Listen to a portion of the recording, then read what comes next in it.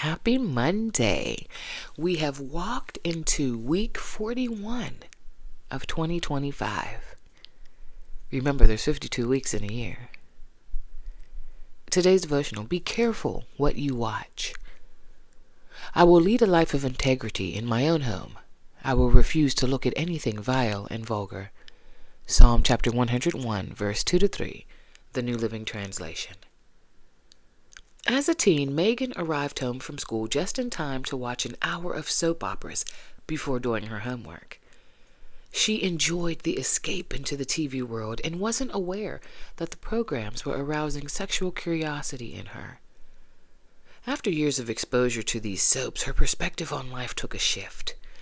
She began to think, quote, relationships don't need to be pure. In fact, the impure ones seem more exciting. Fidelity doesn't matter as long as a person is happy, end quote. As a college student, Megan found it easy to participate in one-night stands.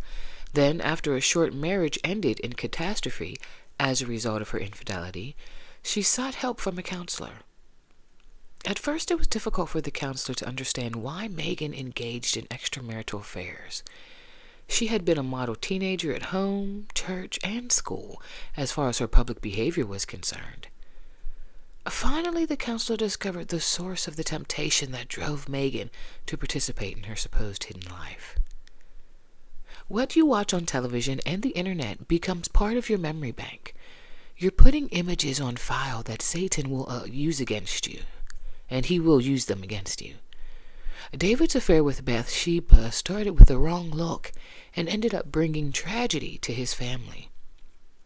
Later, David wrote in Psalm chapter 101, verses 2-4, and then verse 6, the New Living Translation says, I will lead a life of integrity in my own home.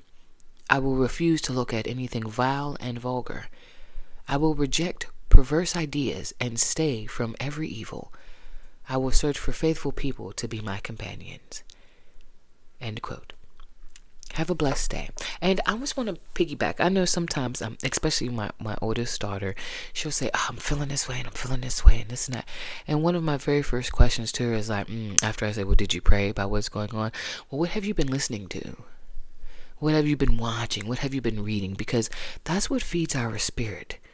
Even if we're, out there and we're having sex, and you're starting to figure out like, why am I starting to crave this? What's going on? Well, look at who you're having sex with. What are some of the things they do? Right? It's a spiritual world, y'all. It's a spiritual world. Selah.